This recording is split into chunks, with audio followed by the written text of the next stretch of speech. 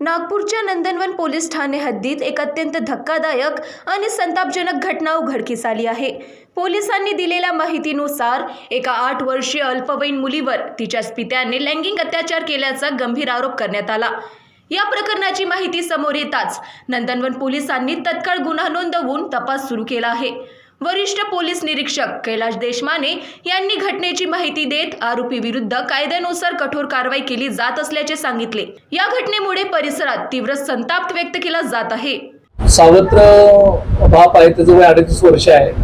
आपल्या सावत्र मुलीशी तिचं वय 8 वर्ष आहे। तिच्यासोबत म्हणजे पोक्सोचे जे सेक्शन्स आहेत 8-12 त्या अनुषंगाने त्यानं त्या मुलीसोबत गैरवर्तन केलेलं आहे। त्या अनुषंगाने त्या आईच्या फिर्यादीवरून गुन्हा दाखल करण्यात आलेला होता आणि यातील जो आरोपी आहे 38 वर्षाचा जो आहे सावत्र वडील, त्यांना या गुन्ह्यामध्ये अटक करण्यात आलेली असून मान्य न्यायालयाने त्यांना विचार केलेला असून तो सध्या जेलमध्ये आहे।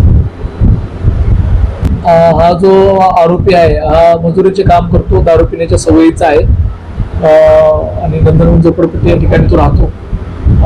त्या अनुषंगानं जे काही पुरावे आणि गोळा केलेले आहेत त्या अनुषंगाने तपास चालू आहे। Bureau report NTV 24।